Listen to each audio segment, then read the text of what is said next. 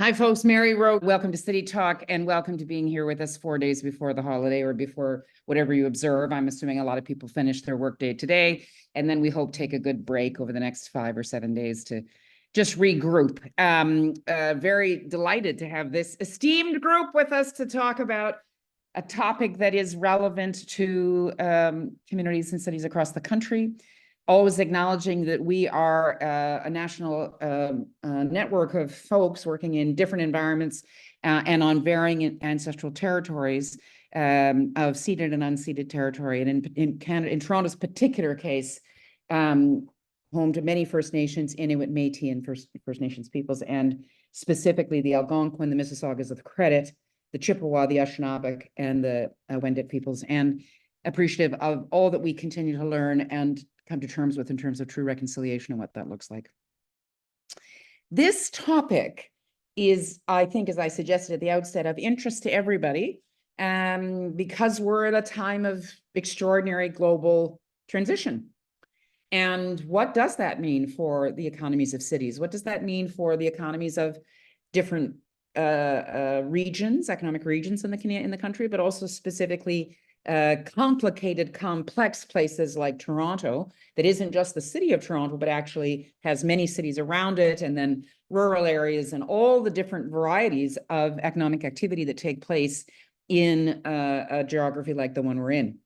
And so we thought we'd start this discussion because the city of Toronto is embarking on a refresh is an understatement here. Pat's going to tell us more, but it's actually starting to really come to terms with the post-pandemic period, how that should be affecting its intentions and its policy leadership, and then by association, the investment patterns and the other public policies that are being established by the province and the federal government for a dynamic, inclusive, and resilient economy. What does that actually look like?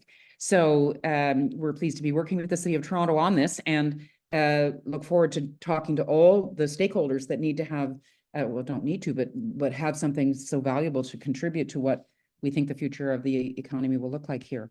So thanks for joining us. Everybody check in on the chat. Tell us where you're coming in from and your ancestral territory. We're always interested to hear that. As you know, we have lots of engagement on the chat. So if you've never participated in a chat for a City Talk, you don't know what you're missing.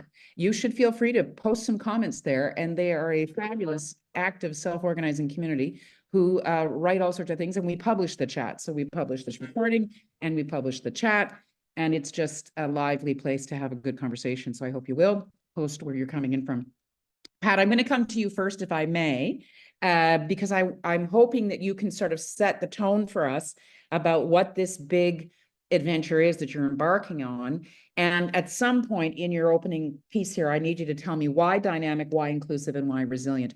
And then I'm going to come to everybody else and hear what they think about why dynamic, why inclusive, why resilient, and what does that look like, and where should we be? So Pat, I'm going to go to you first, and thanks for joining City Talk. Good. Thanks a lot, Mary. Yeah, I'm Pat Tobin. I'm the General Manager, Economic Development and Culture, City of Toronto. As Mary says, we are in many ways overdue for an economic development plan. Last one was 2011, so more than a decade ago. And while we've had two plans over the course of the pandemic that were really about mitigation and recovery, now is the time to look much further into the future and try to chart a course of where we're going. Resilient and inclusive, I think one of the things, Toronto pre-pandemic ran the virtuous cycle of a 10-year economic bull run that in some ways seems a bit far from us today. But what that meant was that we didn't attend to some of the perversities that were growing up in terms of how the gains were being distributed. And even as we layered over the effects of the pandemic and things like transit expansion and how that hit some of our neighborhoods, it really is time for a plan that tends to both the macroeconomic factors driving this city's prosperity, but also helps to deal with some of the perversities that perhaps were not foremost of mind in gentler economic times. And as Mary says, we're really happy to have the Canadian Urban Institute as a partner on the research and public engagement side. So we'll market through our own channels and Mary's a lot of opportunities for people here to get involved. Yeah, I mean, the thing is, the economy by definition is a conversation, you know? An economy is relationships that we are creating with one another that have some kind of a financial interaction, but it's not, I always comment on when people think that there's one entity that's the boss of a city or the boss of an economy. There really is no boss. I know we all want to think that there might be, but you know, there isn't. It's all about relationships and interactions. So Rosemary, I'm going to come to you next because that's the business you're in, is strengthening these economic relationships with local communities and investors and all that kind of stuff. So we're going to come back to everybody, but, and I also, Pat, I don't want to lose this idea that we had a gentler, I'm making that down. I'm going to write that down. Somebody out there is tweeting or Xing gentler. I want to know what a gentler economy actually was, when that was. Rosemary, what's your view about the sort of moment we're at? Well, just following, right on Pat's heels, we're actually turning 10 years old next year, the Toronto Happy birthday. Network. Well, thank you very much. Yeah. And 10 years ago, it's just a totally different landscape now. When we started out with the work, looking at how our cities were being planned, with the massive investment that had been proposed by all levels of government and infrastructure, especially in transit. And now we're seeing more investment that's happening, as we think about the need for affordable housing. We were looking at those people who were not a part of those conversations. And yes, so we do need to, to go back to our residents and, have these really meaningful conversations, ensure that people are centered in these conversations. We were looking back in, 10 years ago at multi-billions of dollars that were being spent on transit with no plan in terms of how people from those local neighborhoods that we were about to just drive through their communities or bulldoze through these communities to build transit. And we had no plans for how we were going to make sure that the people who would be most impacted by this build would benefit from it in any ways, or look at how we can mitigate what we could have seen back then were going to be some of the challenges that we're even experiencing today. Like if we think about the Eglinton Crosstown project, which is what, a $5.5 billion project, I think it's now maybe 8.5 billion and still not finished yet, 10 years later. And we could have foreseen that, that little community along the strip, Little Jamaica, would have been terribly impacted by it. These were small businesses that, struggled financially for years, but they kept it going. They kept the vibrancy of that neighborhood going. And, after the build happened, and after COVID just basically put the nail in the death coffin for 50% of the local businesses there, who were they? Mom and pops.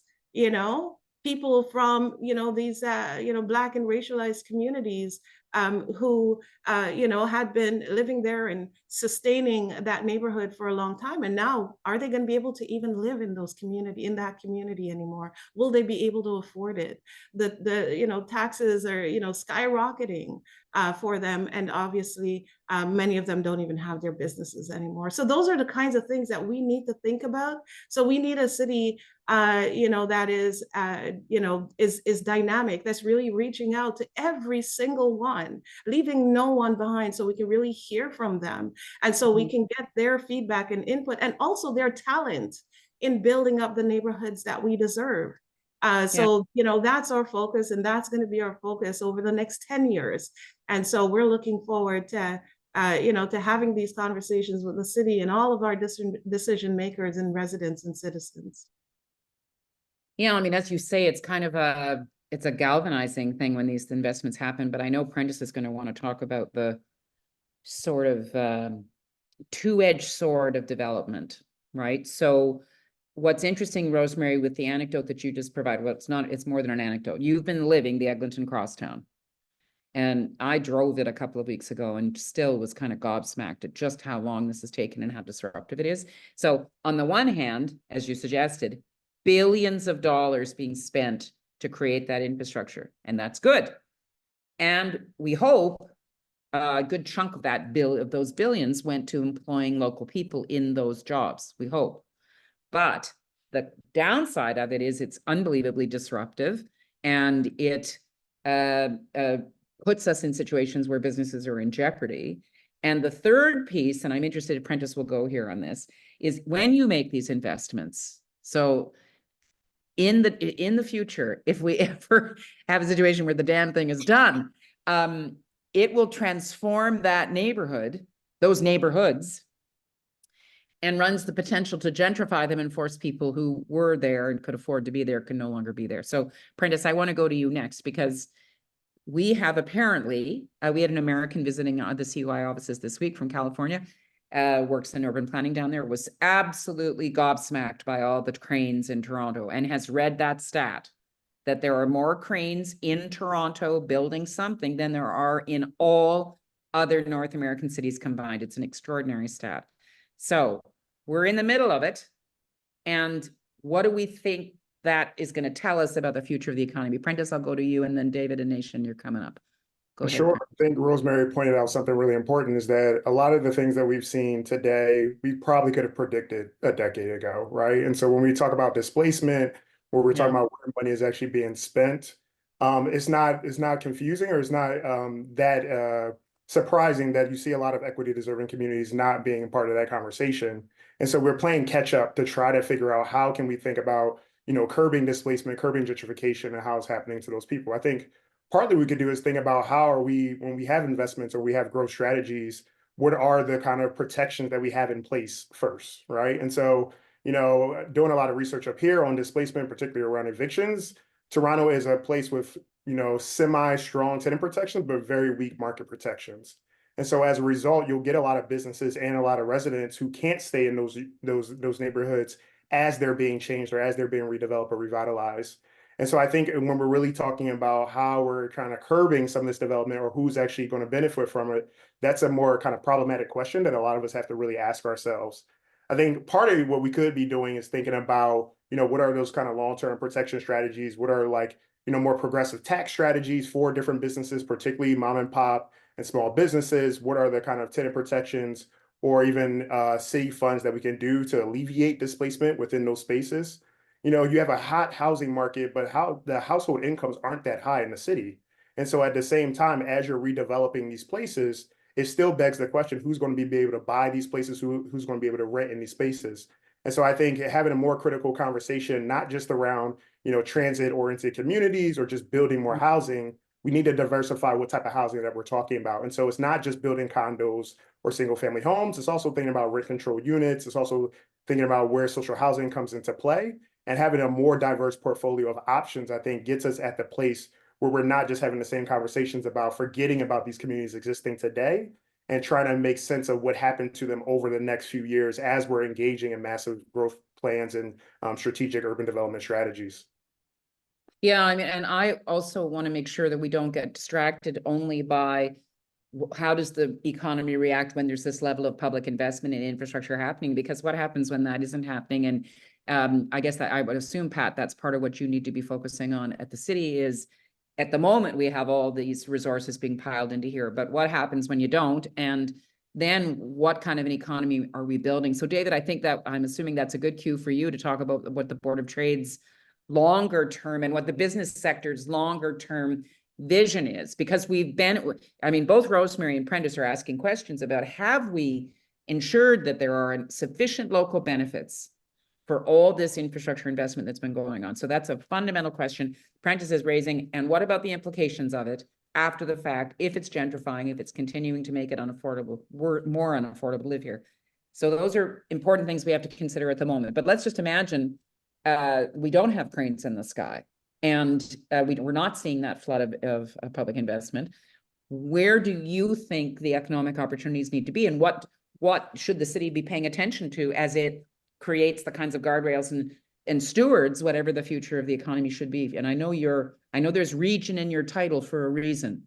So talk to us about what the business community is thinking. Yeah, absolutely, Mary. Thank you. And thanks for mentioning the region part, because that is something that we really try to do at the Board of Trade. Think about the city, not just as an entity, but about the whole economic region. We're so interconnected, through the Waterloo corridor to Hamilton, out east as well. And we need to think about our challenges in that way. I do think, we'll talk a lot about the problems, but just to take a moment, this is a really exciting period for Toronto too. I mean, as you mentioned, the amount of construction going on, we have rapid population growth, which comes with challenges of its own, but also brings all sorts of new people and energy and ideas, which are the things that make Toronto really special. We are still the cultural and economic capital of the country. And when you look at sort of a continental lens, we are still one of the largest centers for industries like finance and tech and auto manufacturing and on down the list. So we have that really good foundation.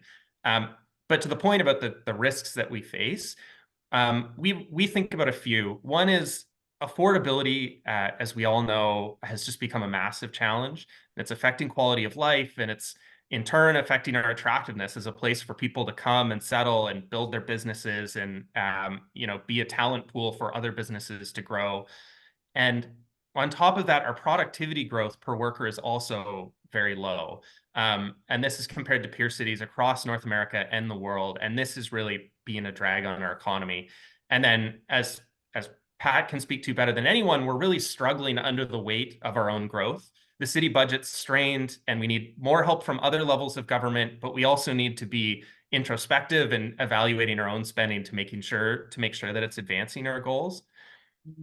And maybe just one other note I'll say on that is that I think when we're under strain, often it's tempting to sacrifice the long-term investments first. Those are the ones that feel like we can get to them tomorrow instead, right? But that's often a mistake. At the board, we think a lot about the investments that are being made to improve our productive capacity over the long term. So investing in things that provide the foundation for growth, like transit and housing and infrastructure and education and clean energy and so on down the list.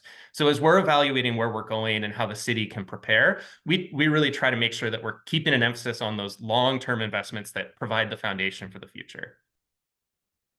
Yeah, this long-term piece is such a critical piece. I know it's always hard to get folks to think about the long term, and I'm going to come back, Pat. Once I get through everybody else, we're going to come back to you. I don't want to put you on the hot seat totally, but I do think we all need a little reminder about what the city can or can't do, because everybody wants to have you do everything, and no, it's not possible. But this notion of, and I want to come back, David, to productivity, because I just know this is a little trope we've got going here, and I want to just make sure that we know what we're talking about, but I'll come back to you. Okay, Nation, let's hear from you. Inclusive, diverse, resilient. What do you think? When I think about those three principles, dynamic, inclusive, and resilient, I come back to a comment you made earlier around relationships, and that being the foundation of an economy. I appreciate the contributions of my colleagues that highlight a particular part of that relationship in terms of who has been left out of the economy. I would say dynamic is an important principle because the economy situates or anchors itself on housing stability. It anchors itself on our capacity to embrace technology. It anchors on income security for all. It anchors itself on health and well-being. It anchors in terms not of inclusivity, which is a term I would challenge, but how we approach building our economy equitably. When we think about folks in the disabilities community, how are we building the buildings that allow them to be accessible? How are we enabling that community, folks in that community to be part of the economy, not only beneficiaries, but contributors to the economy? So that goes beyond inclusivity. That takes an equity principle from my 2 cents. I think this idea of relationships, ultimately, the question you asked, Mary, is who's the boss of the economy? Well, the democracy is. The ability for the democracy, for the general public to set the principles and values. And this brings me back to this idea of the cyclical nature of our economy.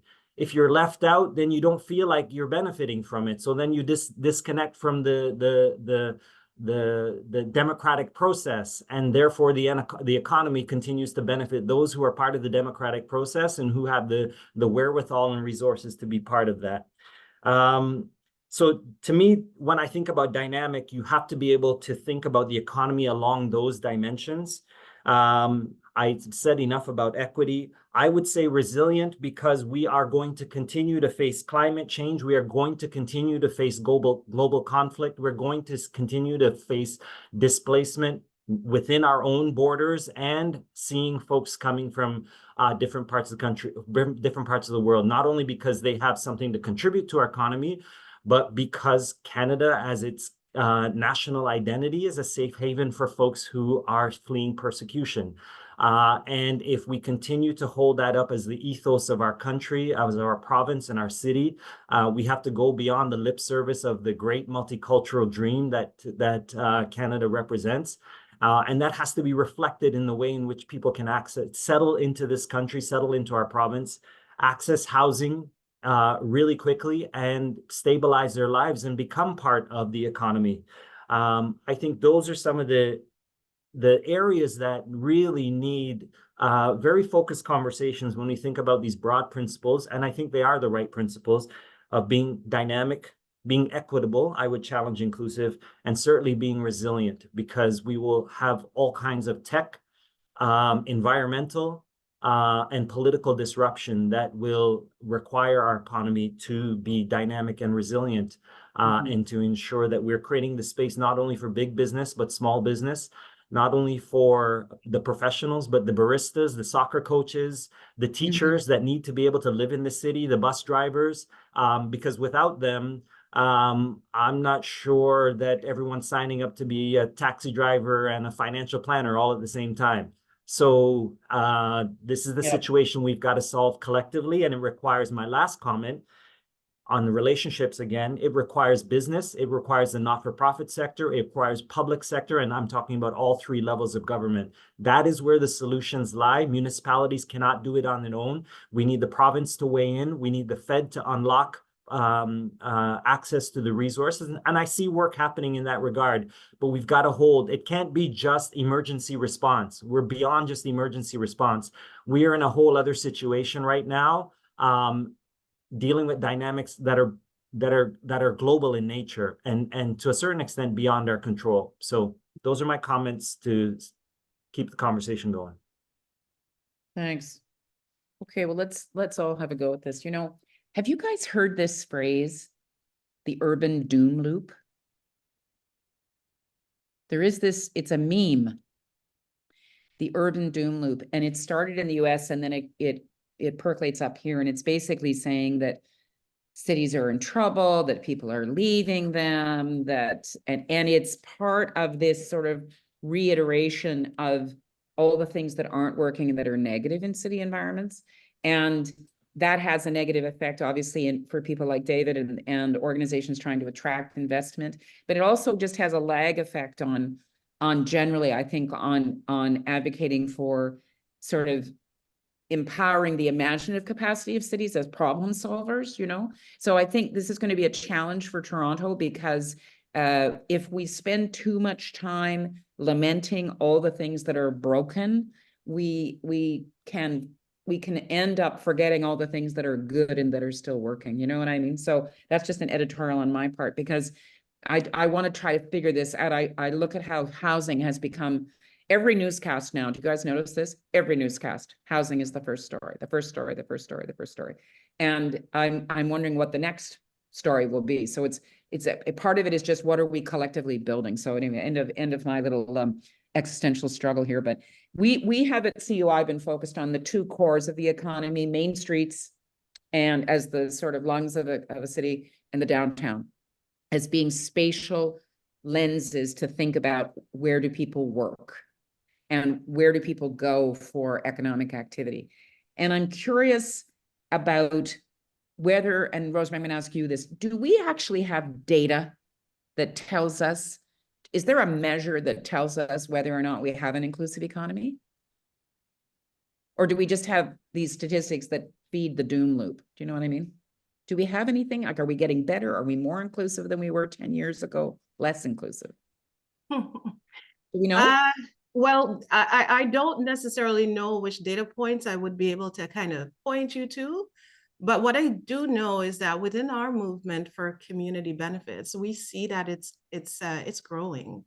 And you know, 10 years ago, we started out with 13 members. Today, we're at 127 member organizations and groups, including labor, that are standing with community and saying that we need a change. Right. We see that we now have over 16,000 supporters, not just here in Toronto, but across Canada. We see more and more community benefits coalitions that are popping up in communities all across Ontario and Canada.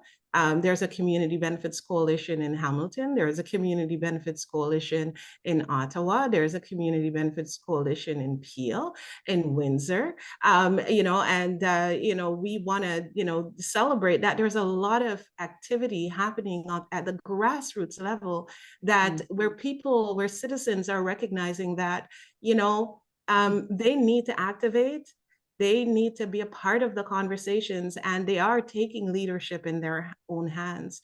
You know, let me just clarify. So these are mechanisms. A community benefit, let's just, for people that maybe don't know what it is, a community benefits agreement is a mechanism, am I right? That yes, ensures that the investment, the money that's being spent to create something, is being shared with the local community, right? that's right. Okay. And So what we've seen through community benefits so far is that, you know, we have community benefits on the Eglinton Crosstown project, the West Park Healthcare Center, the Finch West LRT. And we see that thousands of jobs are being created. But also these same people who are getting the jobs, they're not just sitting there taking the opportunity and run with it. They're actually turning back into their own community and becoming community benefits ambassadors themselves. I think about the challenge I told you about the Little Jamaica community. There is one young lady, she's a hazmat worker, and she got a job through community benefits, but she saw that in her own community there was this huge condo that was going up, and she was invited out, just like all the other residents, to have you know, that community consultation. And she actually challenged the developers there and asked if they would include community benefits.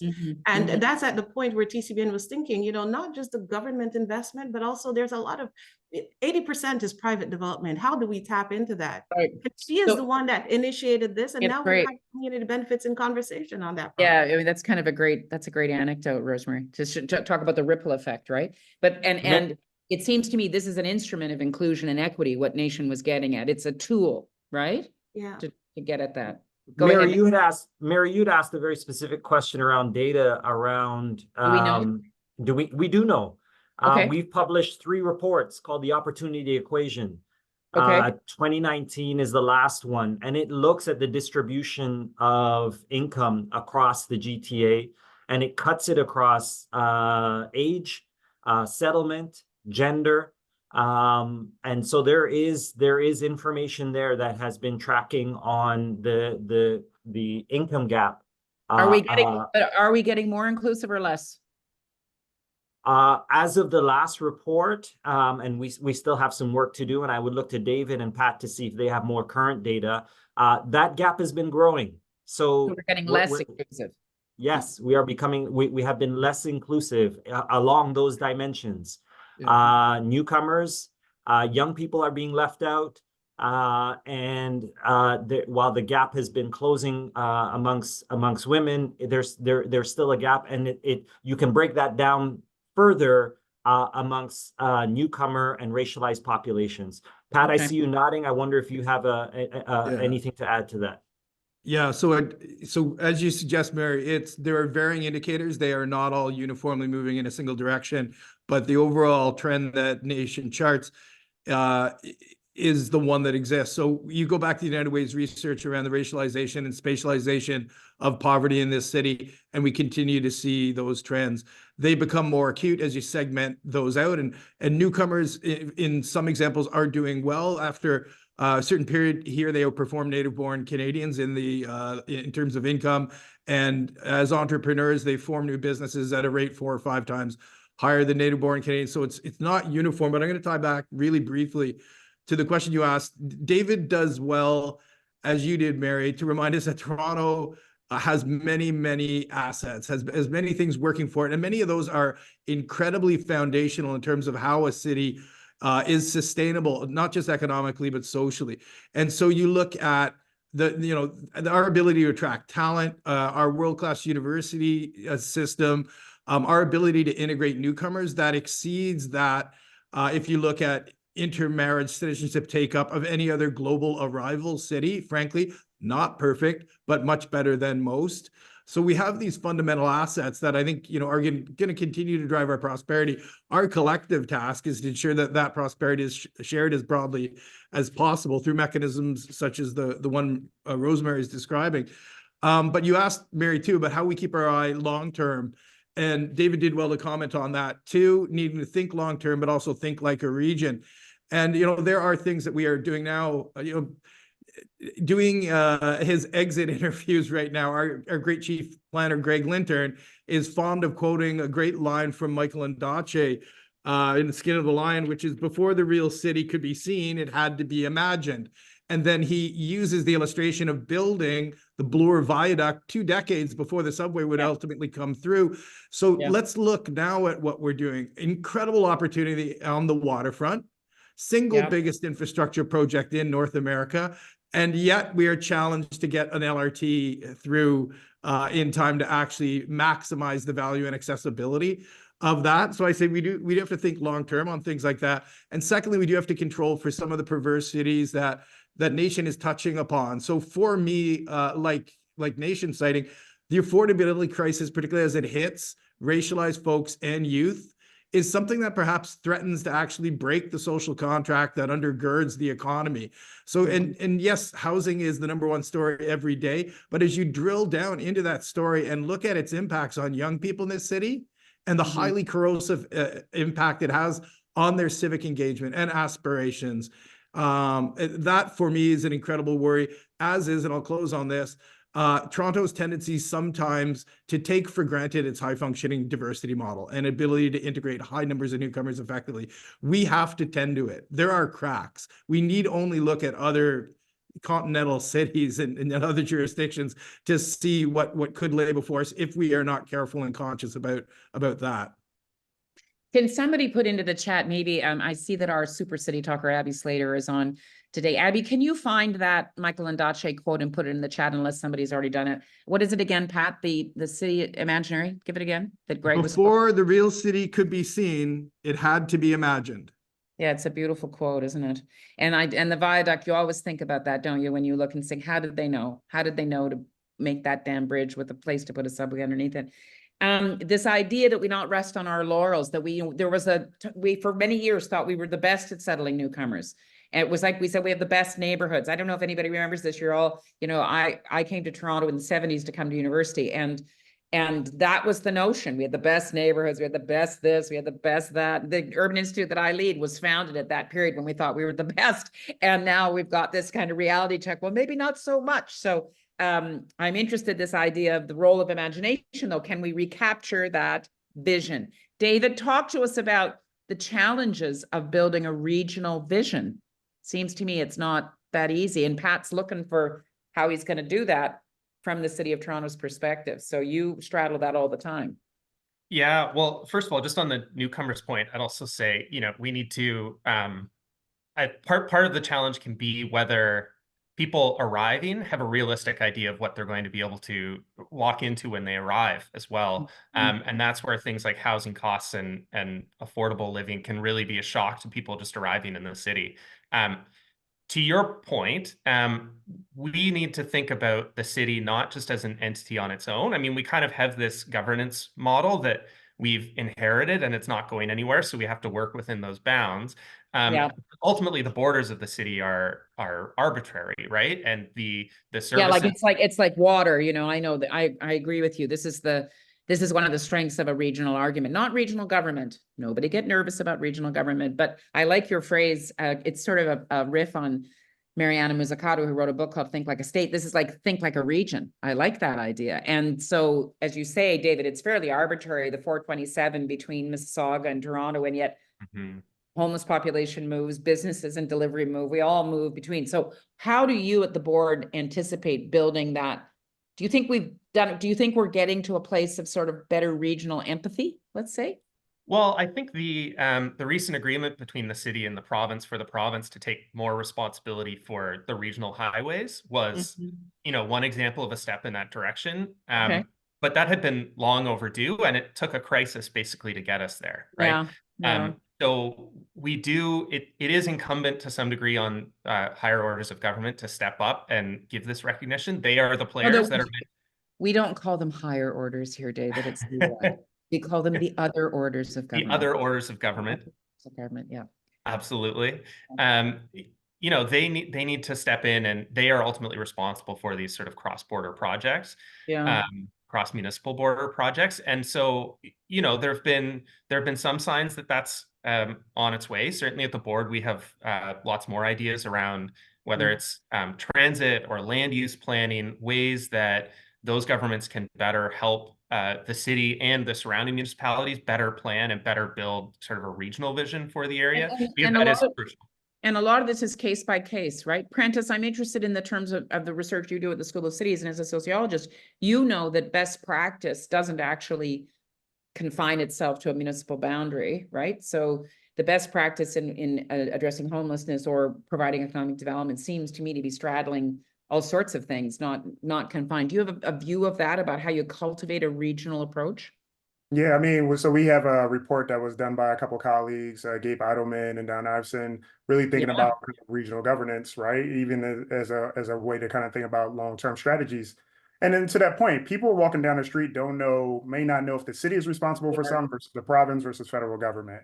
Yeah. And so at the same time, they don't know where funding is coming from to do a lot of those type of things. And so really thinking about how people are actually moving around the city, you have to think regionally. I don't think, especially in the case where you have a lot of things that are not at the control at the city level, right? And so the city does not dictate how many immigrants move into the city on an every year basis.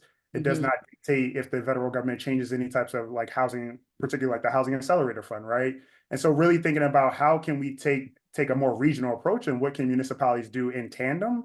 You have to think about planning going forward. And so even if you're thinking about housing costs, building in the city of Toronto is also going to put pressure on other municipalities around it to build as well. But at the same time, people are moving across those boundaries. And so thinking about this as a jurisdictional thing, as a lot of governments have to at certain times to do, it's not actually conducive to think about long-term strategy building if you're not thinking about more regional kind of ways to actually design policy, implement policy, and going forward.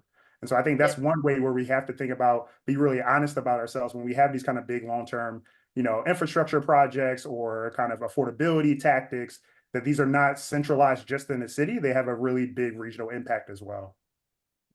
You're talking about the metropolitan mindset, which is that what Gabe and Don did, and they talked about it and Don talked about it on the 30th. I'm hoping somebody can put that into the chat so they can find it. And it's also a précis of it is in our State of the Cities report.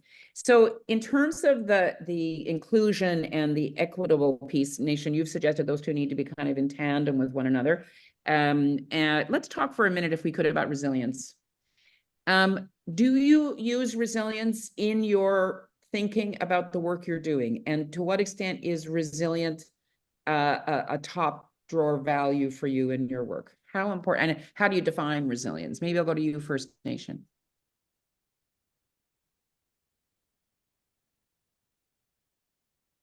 Thanks, Mary. It's a habit, the mute, unmute. I know, and I'm trying to get you guys out of it. Take your mute off so you can just bark whenever you want. Yeah, I think the word resilience has been overused. There's a point at which resilience puts the onus on the individual to just be able to withstand the forces that are up against them. And it takes the responsibility of like, how do we address those forces?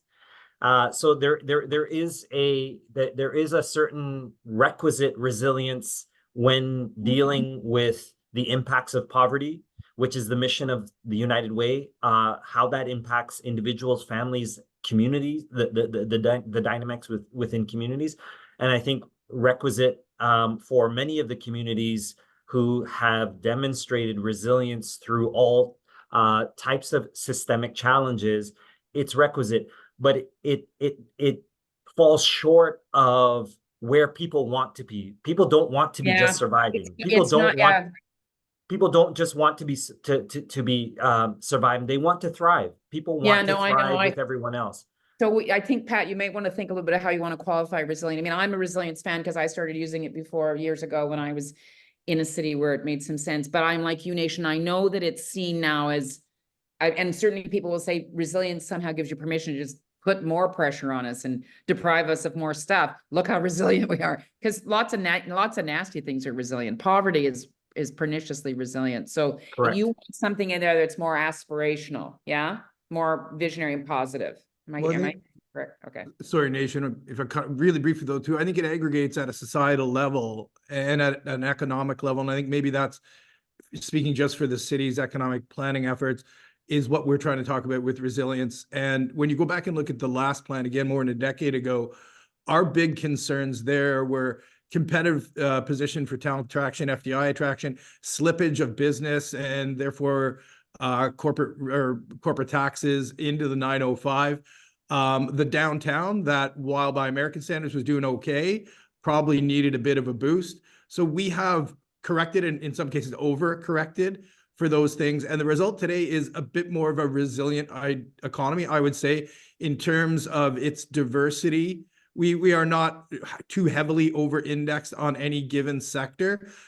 We need to constantly tend to that. The Board of Trade put out a great report called The Race for Space. So while it's housing, as you say, Mary, our employment lands are under threat in a way that might be easily dismissed by how the footprint of an individual worker through technological gains is being reduced. But no, we need every inch. We need to preserve and intensify every inch of our employment lands to absorb the population and the jobs that will need to be created as we bring aboard, another 700,000 people here in the next 20 years.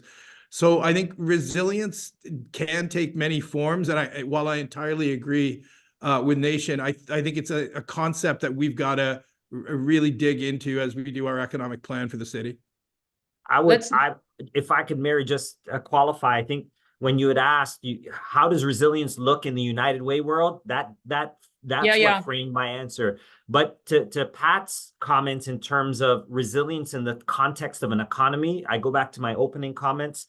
We're going to deal with ongoing climate change within Canada's borders in and of itself. And what will that mean for movement of people to Prentice's earlier comments, that people will be crossing borders. And that is in addition to folks coming into the country, either economically or because of global conflict or because of climate change. So I think resilience in the context of an economy that builds and is forward thinking on those pernicious dynamics,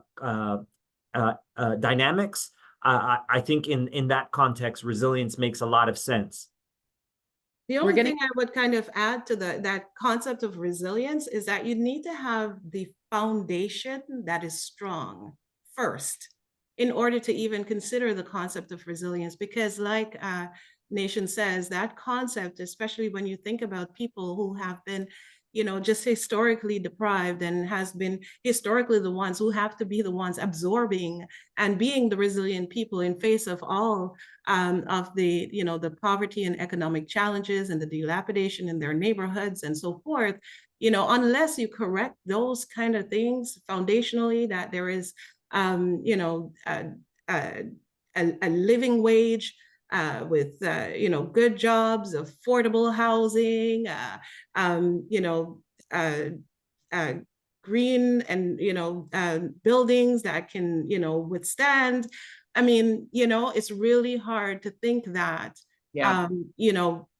resiliency ought to be that value that we espouse. I mean, it's back to the foundations, as you're saying there, Rosemary, and whether or not we have the right foundations. I mean, we saw during COVID, we have parts of the city that are isolated from other parts.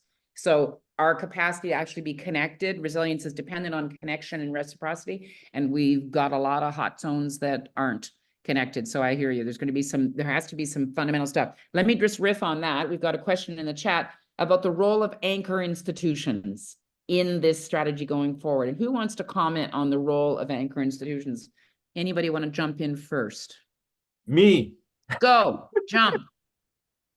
Listen, I think right now a very clear example is the work that UHN has been doing with the City of Toronto and United Way in the Downtown West. That to me is an example that can be scaled across Just describe hospitals. Nation, describe it for people that may not know. So UHN, what's going on? University Health Network has property, land in the Downtown West, and has partnered with the City of Toronto to maximize the value of that land for inclusive, equitable community in the downtown, and to ensure that we are creating spaces, homes for some of the most marginalized individuals with health complications. These are the folks from a UHN perspective that take up a lot of resources in the emergency room, because there's a gap between the emergency room and then when folks come back into community, the lack of social supports. And so this concept of social medicine is at the heart of this partnership with UHN, the City of Toronto, and United Way. And that's leveraging the assets of an anchor network, never mind an anchor institution. Now we think about the housing, Universities have tremendous amounts of land and assets. Hospitals have tremendous amounts of land and assets. They can free up those land and assets for better student housing, for better housing opportunities for their clients. So the question on anchor institutions is essential. They have a critical role to play in this economy and to solve some of the crises that the intersectional crises that we are seeing in this city. Yeah. I mean, we keep pushing around the role of, when we look at commercial conversions and all this extra housing and all the office stock that Pat's worried we're eliminating, or that David's going to say, don't be so hasty with, but there's some of it's going to go. We're wondering about post-secondary institutions. Could post-secondary start to take a bigger role in downtown cores? That's happened in American cities. And so that's another example of an anchor institution. Another question from the chat. And I'm wondering about, Pat, one of your challenges is going to be, how do you create a vision that isn't just responsive to the current pressures, as you say, but also the future pressures? But certainly one of the current pressures is the manifestation of mental health on the streets, the fact that there are more and more homeless people, that people feel unsafe, that it's affecting people's willingness to take transit. How much do you see addressing community safety issues to be part of going forward? Yeah, it's huge, and I'm surprised that it has taken us this long in a chat about the sustainability of Toronto to get to the intersection of mental health, addictions, and homelessness. It is a huge threat across multiple fronts. The urban doom loop, like I think, Karen Chappell at U of T does well to show that Toronto is to a degree insulated from many of those.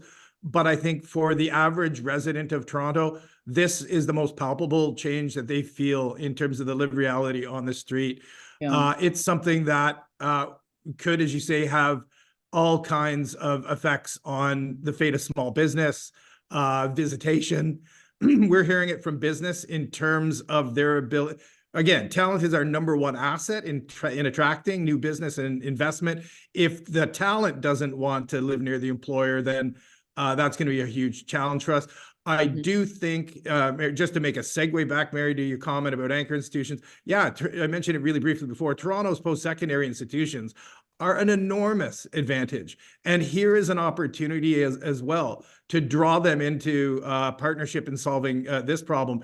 Even on the conversion question that you raised, while you're right, I don't think there is the rush here to convert a lot of Class A and B commercial real estate, particularly to residential that you might see in other places like Calgary. But we can't let ourselves be too complacent and not think about it. And one of the best ideas I've seen, given the built form of those commercial towers, is that you replicate sort of dorm-style living, and with all the amenities clustered in the middle of the tower. And access the natural light on the outside. Well, there's a rapidly deployable conversion addressing a significant issue that would, again, have spillover effects in terms of people on the street and those who really, really want to participate in the urban life of this city. There was an article in the Washington Post a couple of days ago about Cleveland, and that's what they've done. They rapidly moved and put some in, because they had the post-secondary anchors there, and they rapidly were able to convert. So part of this is nimbleness, I guess, and how quickly we can all respond, and which sector can respond more quickly. We don't know. We'll see. I'm going to go back to the chat if I can. Another question about, well, actually, one of Addie Slater is asking, do you think the next dominant challenge is going to be community safety after housing? I might just turn that a little bit differently and reflect on what Pat's just said. We work with the city managers across the country as part of something called the Big City Executive Partnership, and they've been advocating for some time that we need a national strategy on mental health. So, and what that, even though it may not be only one jurisdiction, kind of goes back, David, to your comments about other orders of government, that there are topics that need to be addressed by everybody. And sometimes the national government is the one that gets out in front of it. Do you see that, David? Is mental health something that's being raised by your members? I'm assuming it is. Yeah, well, I think Pat described it well in terms of where it often comes up, which is that when it comes to talent attraction, we want the city to be a vibrant, healthy community where people want to live and be, right? And you know, the challenge for those people is the challenges that they're going through themselves. Folks who are experiencing those difficulties, as well as the impact that then they have on the city and some of the businesses, just as Pat was talking about. I mean, one of the things, Pat, that you live with, which we often remind our colleagues in the other orders of government, is that a municipal staff person has to deal with about 10 things at once. You know, you're not just, I mean, your division is culture and economic development, I'm assuming for a reason. And you're on the ground all the time. We haven't talked about culture. Where does culture fit, Pat, in your view? Thanks, Mayor. I'll be really brief because I'd love to hear my colleagues weigh in on that too. But you're right. 10 years ago, we brought the two functions together, culture and economic development, for two reasons. I'd say one, the creative industries are a significant component. They were then, and they more are now, of Toronto's overall economy. And they are one of the real strengths coming out of the pandemic. We're going to explode in terms of screen-based very, very soon, which is phenomenal. And secondly, you know, as goes the overall economy, so and corporate revenues, so does the city's ability to generate tax revenue and invest in the not-for-profit culture sector. So we pioneered it a bit. We were active in the creative cities movement, both nationally and internationally. We think there is a virtuous relationship between the two. We think that culture is a significant element of the city's overall global branding. We ran one analysis, just anecdotally, once looking at social media impressions in the early days of social media of Toronto. Drake and Tiff accounted for 2/3 of such. So I think our face to the world is defined by some of the really diverse creative talent that Toronto has thrown up. But I think, like these other sectors we're describing, we sometimes take all this for granted. And I really worry about the cultural sector. The hard days are coming now, as they are for small business. As audiences aren't returning, people are adapting to structural changes in consumer behavior, and public money is receding dramatically from the sector.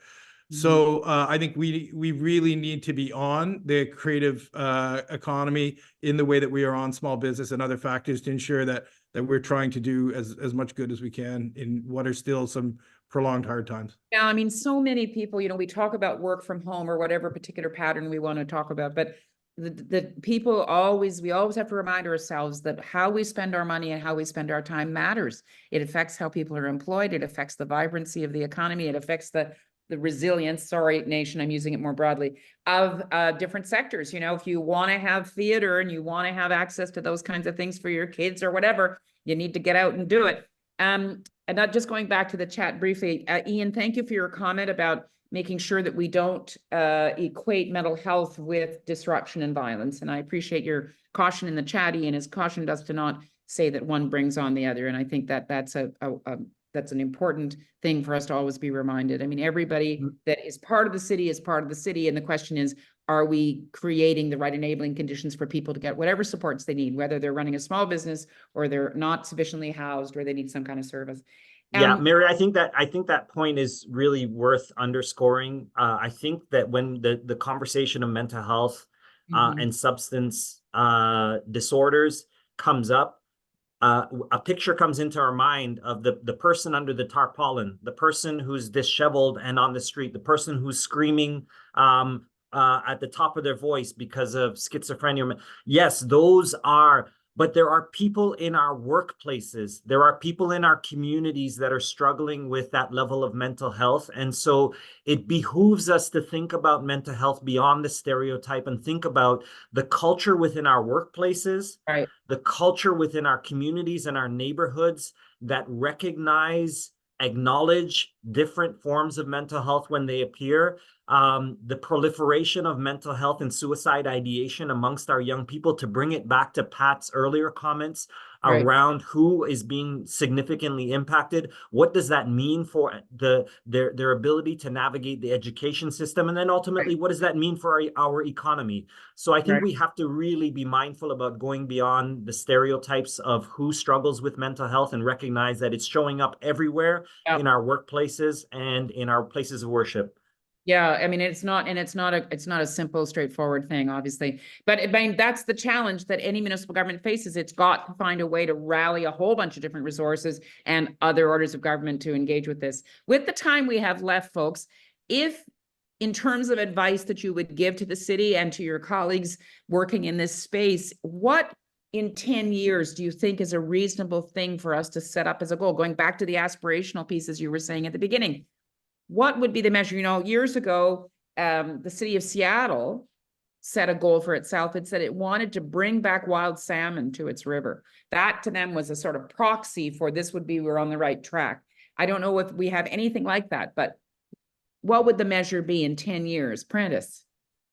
I think for me, having a bigger assessment of what affordability really means to the city, we kind of keep kicking it around depending on who we're talking to, because it's dependent on, you know, rental rates or housing costs or wages, and actually having something that's a little bit more nuanced to really think about how we're building stable communities. I think the issue with equitable neighborhood development is that a lot of those neighborhoods will change. And so if we're really trying to think about resiliency as a more kind of complicated or nuanced term, where are the stable communities in the city, and how can we increase those type of places for people to actually think about living here long term?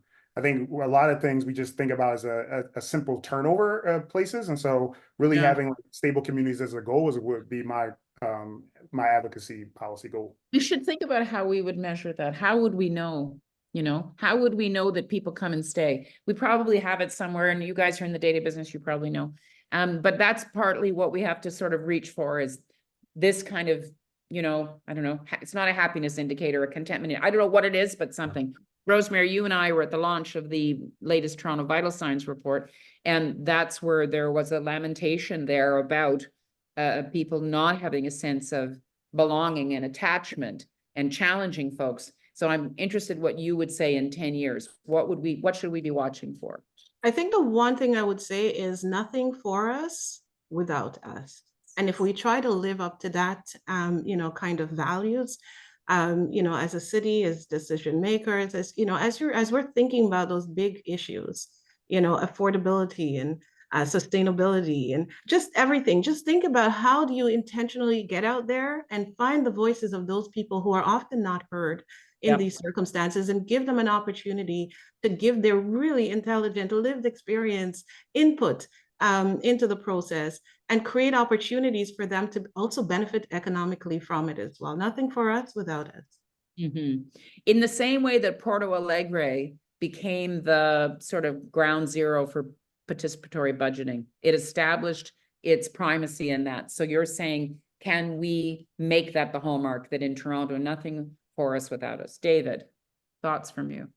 Sure. Well, I'll maybe pull my economist hat on tightly here and go back to productivity. We really, you know, go down that tube. Go, tell me. Yeah, I mean, there's two ways that we can grow our economy, right? One is adding more people, which is mostly what we've done in recent times, and the other is being more productive per person. And the reason that really matters is that then that growing economy is what allows us to pay for all of the other things we care about, right? So we've done some analysis on this in the last couple of years at the board. Long story short, our productivity lags well behind most other cities in North America. We're really not doing well. And in 10 years, I think if we want to have a healthy city, that is a challenge that we really have to have found a solution for. I want to have a whole session on productivity, because I want to understand what it's code for. Because when you say that, it makes me think you're just going to make us all work harder. And I want to know what you're really saying when you say that. So just saying. It's not that. It's not. I know it's not that, but I want to go back to that, because what I always hope for is that a productive economy is one where all of our talents are harnessed and deployed in creative and imaginative ways. To me, that can be inclusive and resilient. But I want to hear, because I know the business guys are always saying our productivity is bad. So we're going to have another session on that. Nation, last to you. What? Okay. Measurable outcomes. I think in 10 years, if we can show a demonstrable change between the income gap and the cost of living, that is that's a very clear marker that we are doing well in our economy. If we can show a reduction in mental health issues amongst low income, working class, mid-income folks, not to say that folks in a higher income don't struggle with mental health, but if we can show a shift in that in 10 years, fantastic. The third measure, if we can show an increase in social capital amongst working class, low income, that folks trust their institutions, they trust their government, they trust their neighbor. What a remarkable change we would have fostered in 10 years. And then lastly, that we've closed the disparities between income, mental health amongst Indigenous, Black, and other racialized newcomer populations. If we can hit the markers on 5 to 10% improvement percentiles, I'm done. I'm retiring. I've done the best I possibly could for this city, whatever little contribution we could make. Listen, I want to stay in touch with you guys. I always feel, I don't always, but this time for sure, I wish we could talk longer, because these are all really important topics that you're touching on, and you want to have longer on each one. But I just want to acknowledge that thank you for taking the time. Thanks for getting us on this path. And as we always say, it's only the start of a conversation. It's going to continue, and it's a very, very important one for us to have about what is the future economy we're building together in this remarkable moment of reflection that we've got in front of us. So, Patrick, we're looking forward to whatever the City of Toronto is able to produce. There's lots of ways for people to engage in this, and watch CUI's newsletters. We'll get out to you how you do that. This is the last City Talk of the season. Thank you very much to everybody that comes and shows up to these things and throws their comments into the chat and watches them and re-watches. It's a really important opportunity for us to have a conversation about what is happening in urbanism around the country. And it's important that we're all part of this discourse and discussion. So thanks to Sam and Emily and Wendy and the whole production team, and to all of you for joining us. Nice to see you guys. Prentice, Nation, Rosemary, David, Patrick. Have a great holiday, whatever it is you're taking. And I hope for a peaceful new year. And we'll see you back here in 2024. Take care. Thank you. Bye. Thanks, Mary. Happy holidays. Happy holidays.